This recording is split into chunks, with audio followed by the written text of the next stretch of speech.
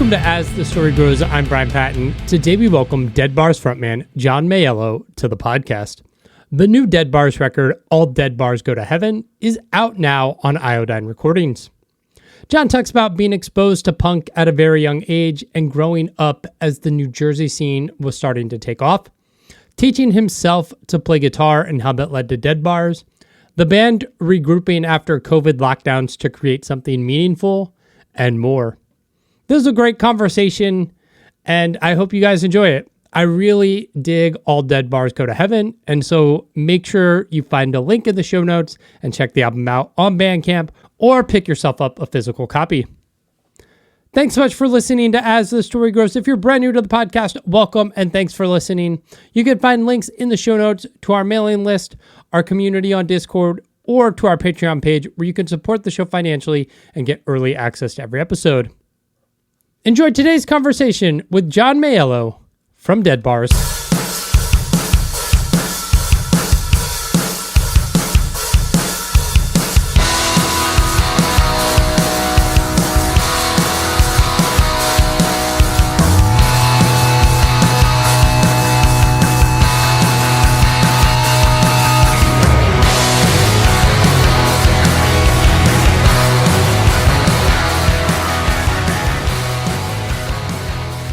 And we can get into it too, but I mean, we play with like a lot of heavy bands and stuff. So it's like, you know, we're kind of go between the genres and everything. Yeah. It seems like the music scene is starting to get back to that where it's like less homogenous bills and it's like, yeah, the punk and the hardcore and the metal bands can all play together and everybody have a good time, right? Like I certainly hope it's more fun for me. Like absolutely.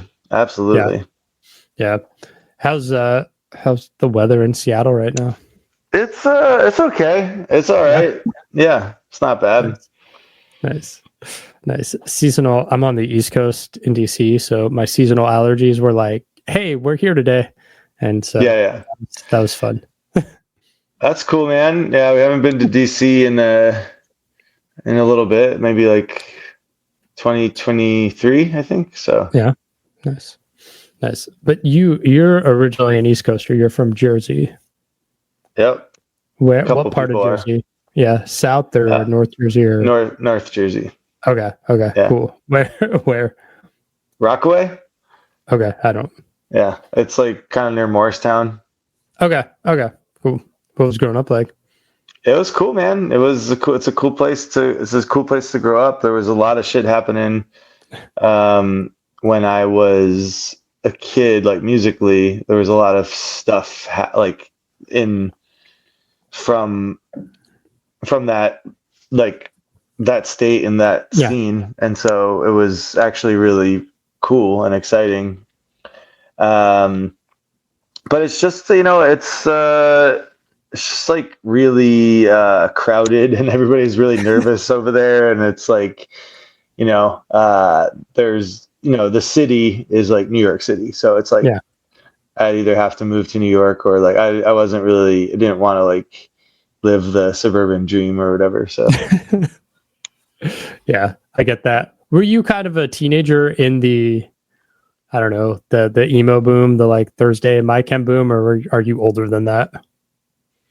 I'm like around that age. So basically when like Thursday for sure, like was just like Full Collapse came out the month before I went to high school and I bought it like when I was in 8th grade or something. Okay. Yeah. And so, but I knew about them. They were like a local band and that's what was exciting because it was like, what? You can go buy this band in Best Buy? That's crazy, you know? Yeah. Because they had like a real record deal at that time.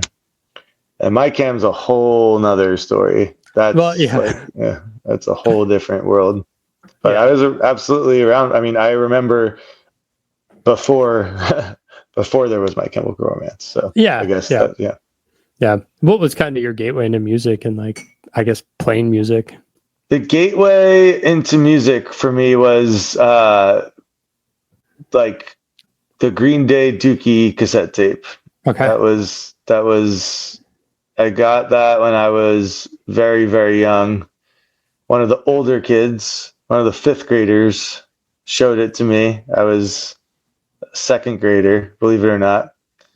Showed me basket case from Dookie, and I thought it was the greatest song I ever heard. And I also heard Insane in the Brain by Cypress Hill at the same time. Same kind of thing. So like my first kind of like being like, this is music that I like. Before it's like stuff that, you know, your parents like or whatever, like the radio, which is cool. There was definitely some cool stuff like being listened to on the radio. But for me, like I can distinctly remember the Green Day, Dookie, and Cypress Hill Black Sunday cassette tapes, and I got them as a 7-year-old, and I just listened to it a lot. And then my mom ended up like being concerned about like some of the lyrics and some of the like the first song off of the Cypress Hill tape is "I Want to Get High."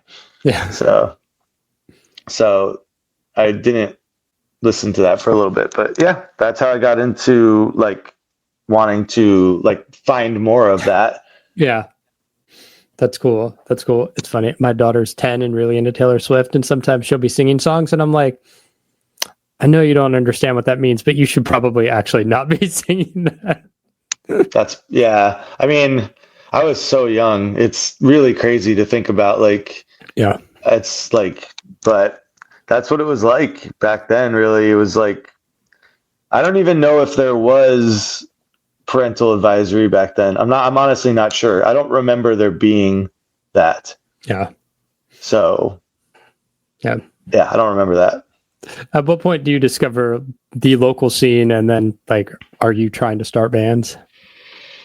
Pretty early, man. Like my friend's older brother was in a band, and when I was in elementary school, it's probably like 5th grade. He was like from the Green Day tape. Then I found out about like Blink-182 and some other punk stuff, which was cool. And then I mean like Limp Bizkit, and like there was like, you know, like harder stuff too. Like that was, but it was all stuff that you could like find on MTV or something. Yep.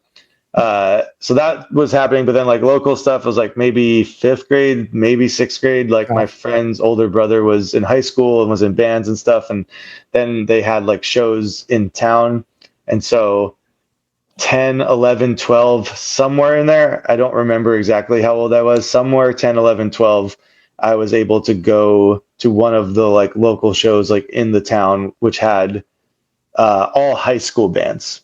Like, you know, so it was like, it was all bands that they were probably 5 years older than me. Nice. Yeah. That's cool. Let's talk about Dead Bars. Does this project get started in Seattle once you're there, or is it in New Jersey and then it relocates? The band started in Seattle for sure. Okay. I moved out. Basically, I was playing in a bunch of different. I was playing in a band in New Jersey, and then that band ended up breaking up, and it was just a really weird time. It was 2009. It was the Great Recession. I was graduating from college. My band was breaking up. I was living at home with my parents, and it was just like it was just a time that I felt like I just gotta go do something different. I can't like be here right now. You know, mm-hmm. It was just like, it was like nobody was around. Everyone was stressed out, right? Like everyone's losing their jobs, and mm-hmm. and so like the idea of being like, oh, let's just start a band. Like no one was really like talking about that, or like no one was thinking about that. So I was just like, well, I got to get out of here and try to go somewhere where people want to play. And so I was playing drums in all the bands at that point. I came out to Seattle and started playing with, I came out with a couple friends actually. And so we were starting a band out here, and then that thing didn't work out. And then I joined a band, and then I did another band. I was all playing drums, and I just wasn't getting to where I wanted to be, like creatively, or really just, I wasn't doing the things I wanted to do. We weren't playing enough. We weren't touring enough. I didn't like the way that the records were sounding. It wasn't exactly the type of songs I wanted to be playing. So just one day I literally just clicked. I was like, I think I just have to start my own thing. And, cause like, then I just felt like, okay, I can kind of control my own path, Yeah. You kind of control your own destiny when you're kind of like, have an idea and you have a thing. And I never started my own band before. And I also, was coming from being a drummer. So I didn't know how to play guitar. I didn't know how to write a song. I didn't know how to sing. And so it was really like, I just grabbed a guitar, and I just kind of had like the one string, the E string. And I was just like one finger on one string. And I kind of was like, moving around. I was like, oh, okay. Like if I start here and go here, and then go here, that's like Blitzkrieg Bop. So like, I think I know that like, that's like, I kind of understand that. So I kind of started understanding like what music was, because I always heard things in my head, but I couldn't like communicate. Like I couldn't communicate it. So I was basically like, okay, so I have this idea. How do I do it? And so I would kind of like try to learn it on like one string. And then someone finally told me like, oh, if you down tune the E string and if you do like D, A, D, then you can still use your one finger, but now it's like a power chord. And I was like, oh, okay, cool. So I was like, now I know how to play guitar. Awesome. I didn't even have to take any lessons. Cool. And so like, those are the first six Dead Bar songs are all written, one guitar, one finger, drop down. And since I played drums already, I was like, cool, well, I can play everything. That's all I need to do. So I was like, made a demo,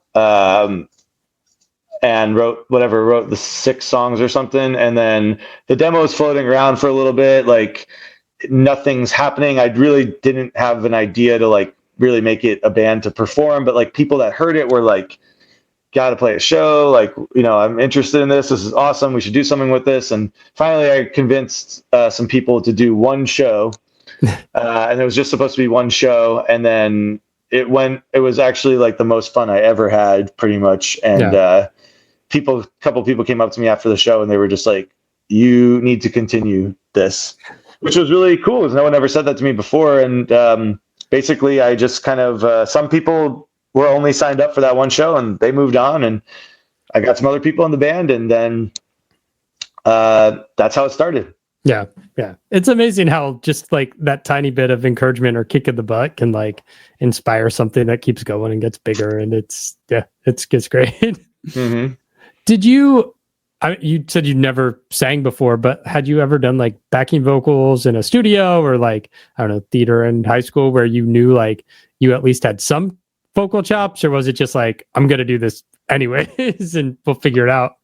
I did do like chorus in middle school, not in high school. So like, but there's no technique. I didn't know. And like, I also used to like lose my voice a lot. So I was like, oh, I don't think I can be a singer. And I didn't really understand a lot of stuff about that. And then I did kind of like have a little hardcore band, like a little side project thing in New Jersey, that I was like kind of like screamer, like a hardcore frontman, but that was like screaming and like, hardcore. And that was really cool. So I had a little bit of experience like being like a frontman, I suppose, but it was never a full-time band. It was always just like a couple friends, and it was just for fun. And so I had that experience, but no, I had no experience at all.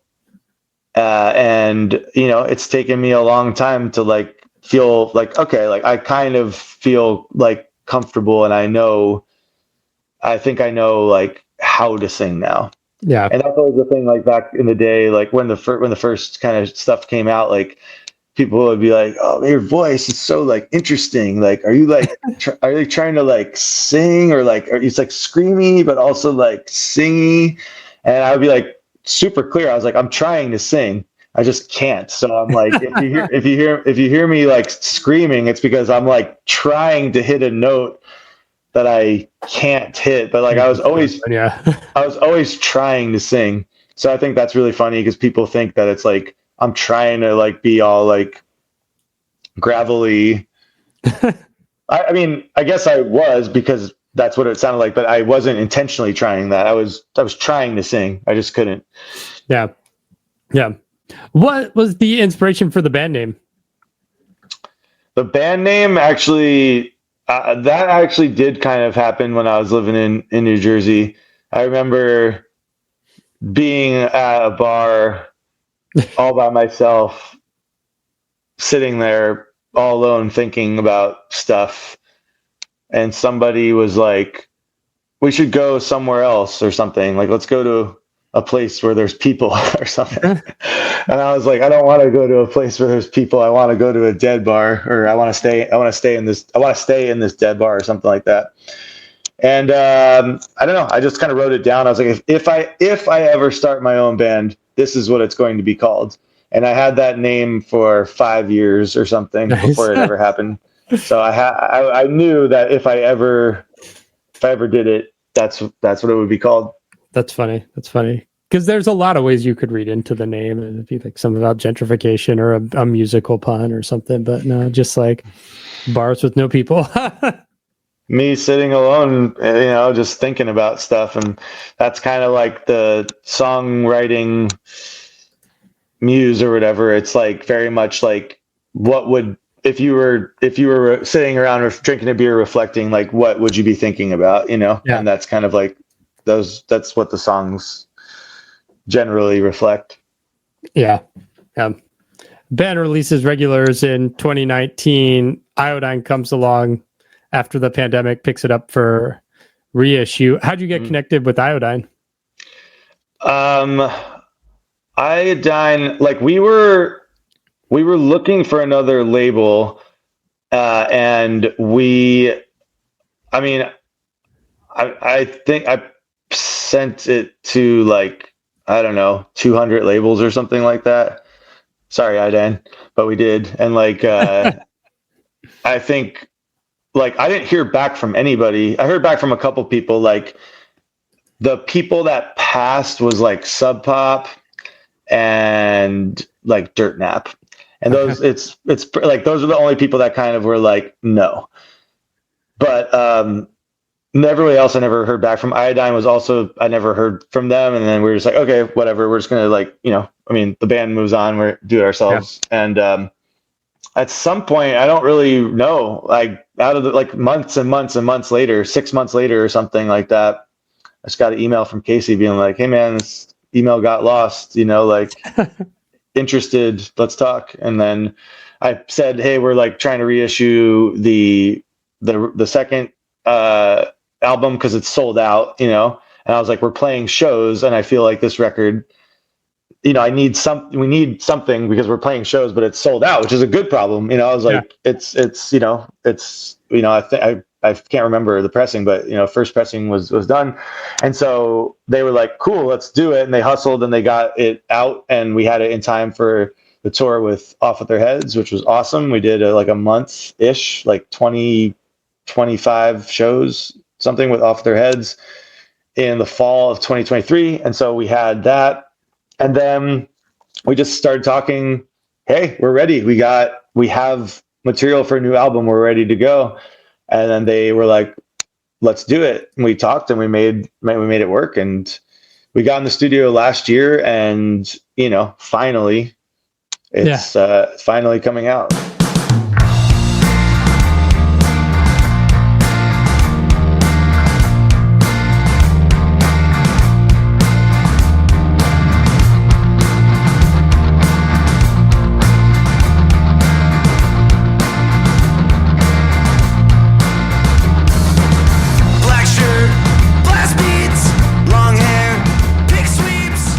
album's called All Dead Bars Go to Heaven. Where did the title and concept for this new record come from? Yeah, man. So when we started the writing kind of process, you don't really know what you have. At least I didn't. We came back kind of post-COVID.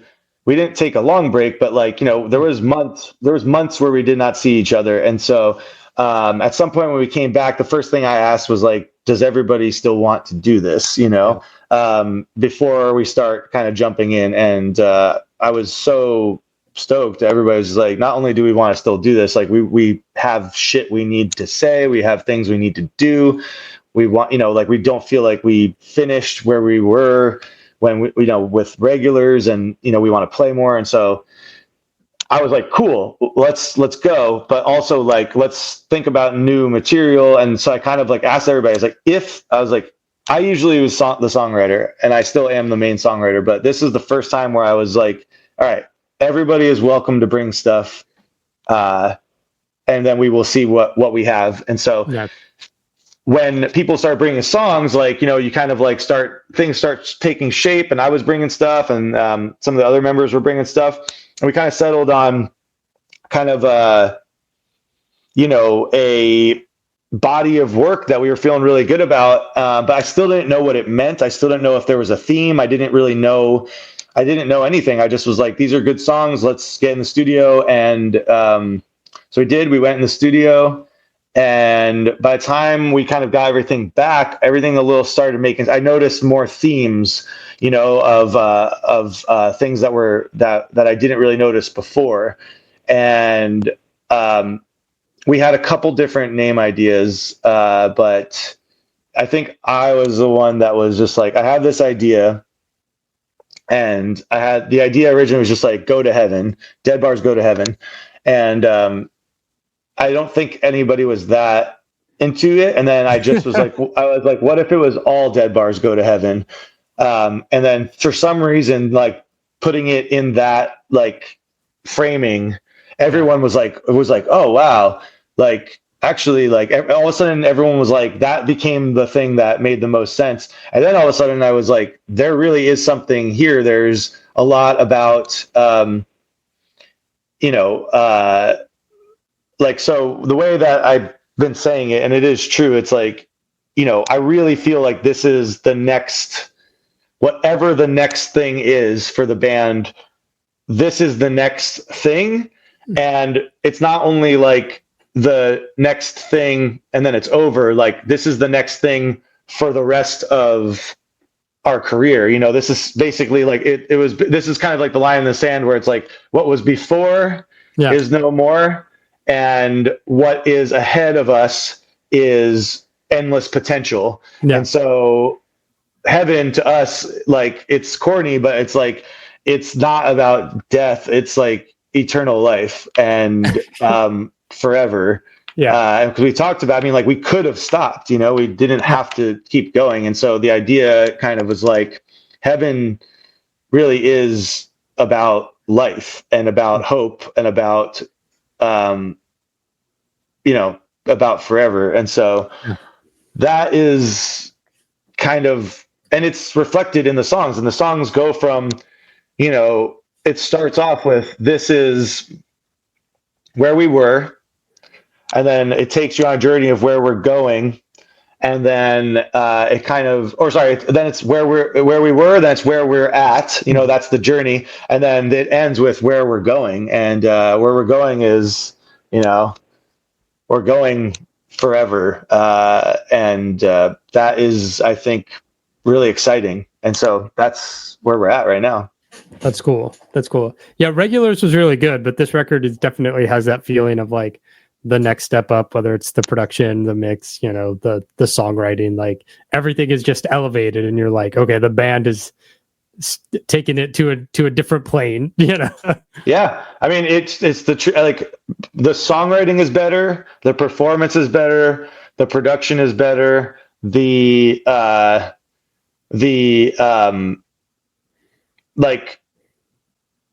intensity is better, it's and better is maybe the wrong word, but it elevated for sure. everything else we've ever done has always been so immediate and so urgent and, so no budget. And so like, because we just were like, we are the band that it's like, someone told me the other day, they're like, you're just relentless. And it's true. Yeah. But when you are that way, you don't take the time, at least we never took the time to go into a real studio or, we just like, it's like, cool. We have the tour coming up. Let's go make a 7-inch. Okay. Like, let's go in the jam space. Let's go record it. We need to make our album. Cool. Like we recorded it in CJ's kitchen.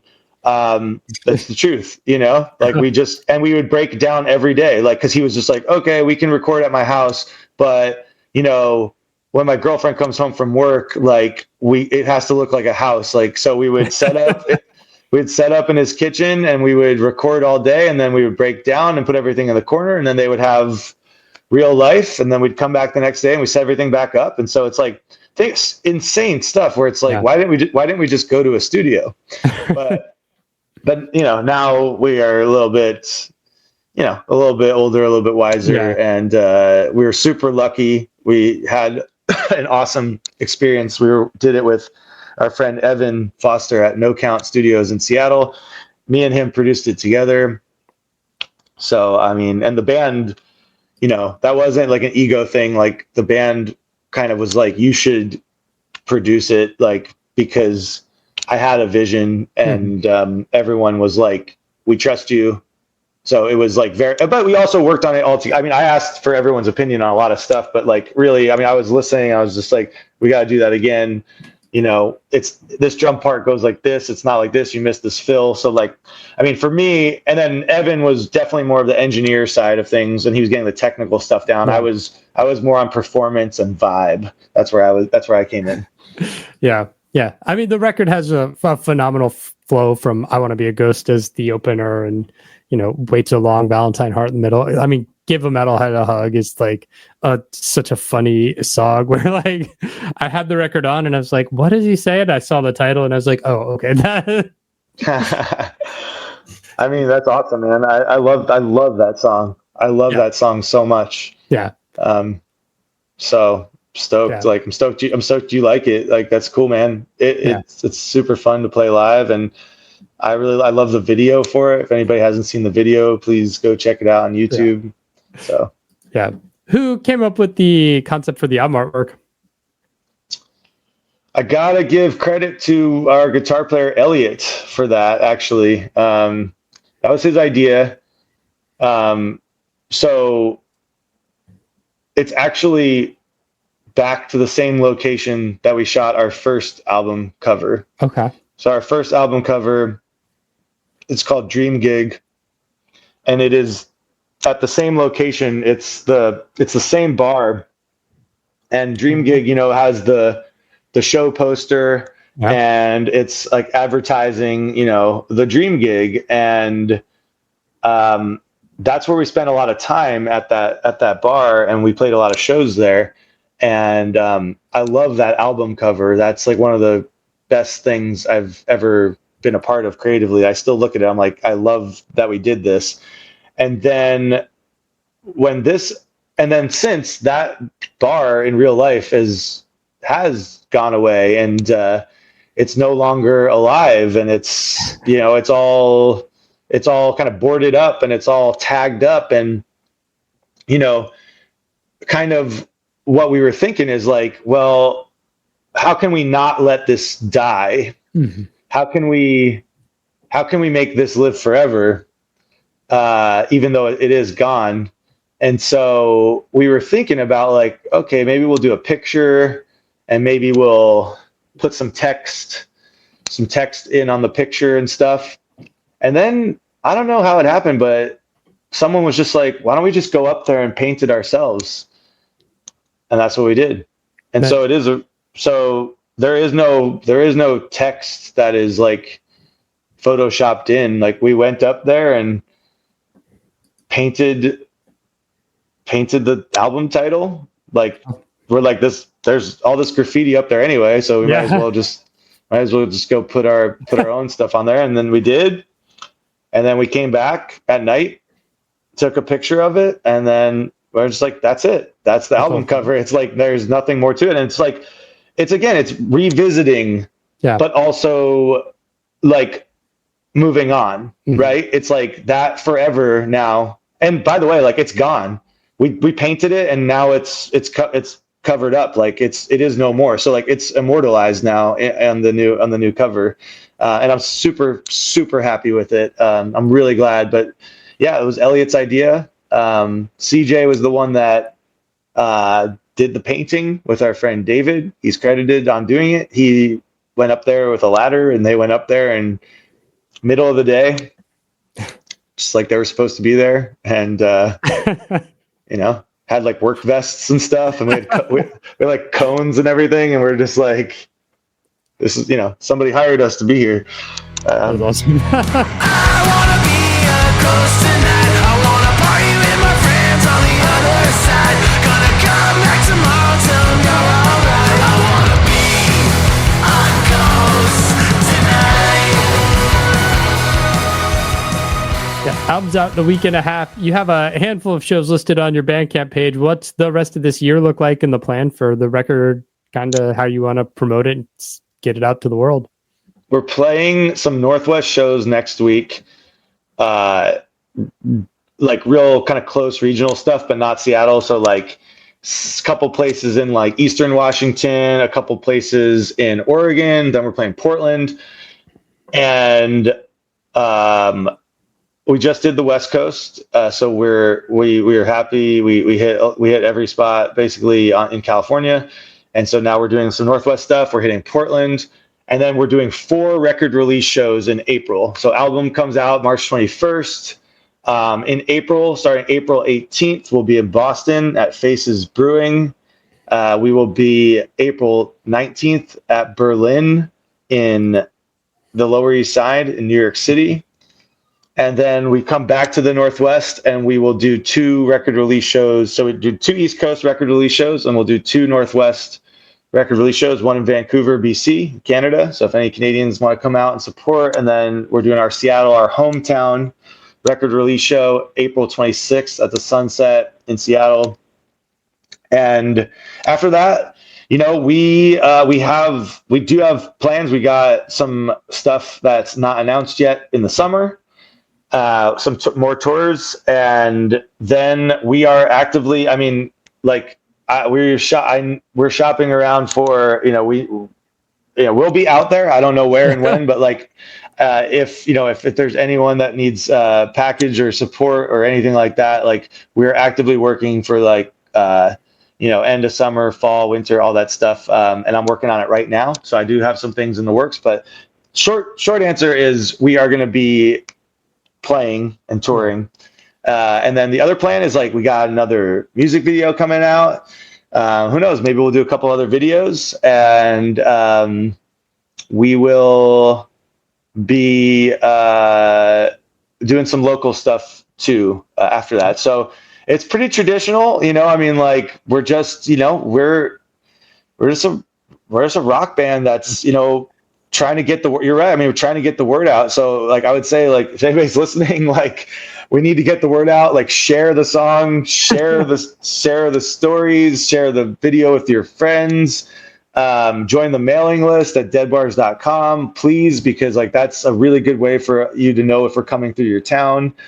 And then just come and like send me an email. Send me, to the God's honest truth. If you email us, we might be able to work something out. You want us to come to your town? It's happened before. The only reason I went to Charlotte, North Carolina is because somebody was like, we want you to come to Charlotte. The only reason I've been to Birmingham at first was because, somebody sent me an email and we went to Birmingham, Oklahoma City. So there are, and we're from Seattle, so it's hard to get to some of those places, but yeah. If you want us to come, I will try my hardest to come, but send me an email, deadbarsband@gmail.com. Send me a note and we'll figure it out.